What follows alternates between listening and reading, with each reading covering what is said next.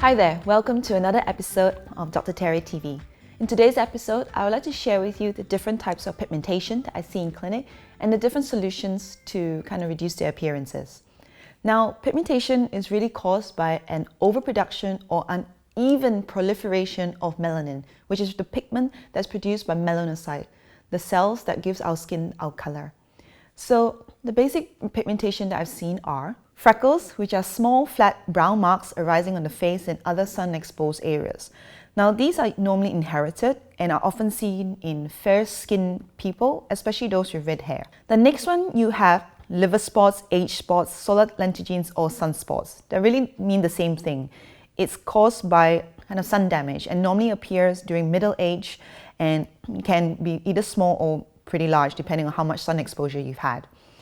So they're often found on the face or the hands, normally larger and more defined than freckles. Now you've got solar lentigens, which tend to persist for long periods and don't disappear in the winter, although sometimes they can fade and get darker with sunlight. If it's scaly, it may be what we call actinic keratosis, which can be a precursor to some forms of skin cancer. So if you have those, definitely go and check them out. The third one, which you often see, especially with pregnant women, is what we call melasma or chloasma.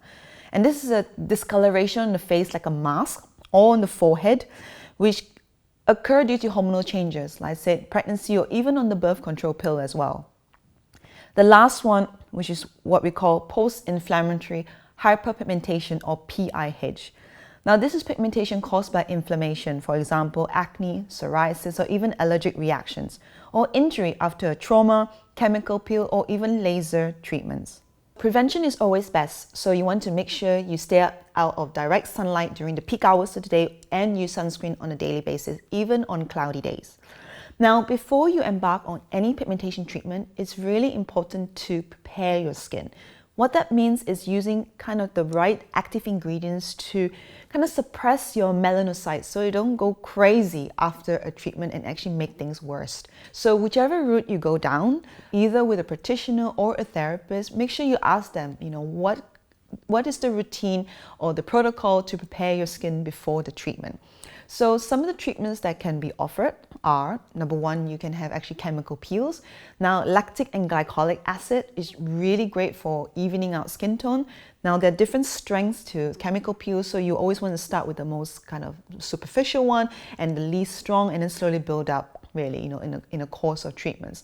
You also have lasers, and these are more for the darker and deeper pigmentation, and what it does, it uses heat to break up the melanin and actually disperse the pigmentation as well. If you don't want to go down the laser or chemical peel route, you can use prescriptive skincare, either using HYDROQUINONE, which is kind of a brightening or bleaching agent. If you do that, it has to be prescription and you have to be monitored by a skin doctor, because there's a right way and a wrong way to do it. However, with modern advanced skincare, there are so many new ingredients that can actually help with the pigmentation in a more natural and safe way as well. Some people talk about microdermabrasion, which is okay, but to be honest, it's really meant for superficial kind of pigmentation and more fair skin. So if you have darker skin, you might cause post-inflammatory hyperpigmentation or PIH, so it can actually make it worse. So if you're fair skin, then fine, you can go down the microdermabrasion route. The next one is using cryotherapy. This is basically freezing kind of localized patches of brown spots with liquid nitrogen. And what that does is actually kind of scab it and kind of it falls off, really, So that's kind of for specific routes. So these are just some of the options available. The only way to know is really get somebody to assess what type of pigmentation you have and what's the best treatment for it. And remember, always ask, what's the protocol to kind of prepare your skin beforehand, how to protect your skin afterwards, and how do you prevent PIH, which is the post-inflammatory hyperpigmentation. So I hope you found this video useful. If you like it, please share it. And if you have any questions, please leave it in the comment section below. You can also find out more information from my website, drterry.com.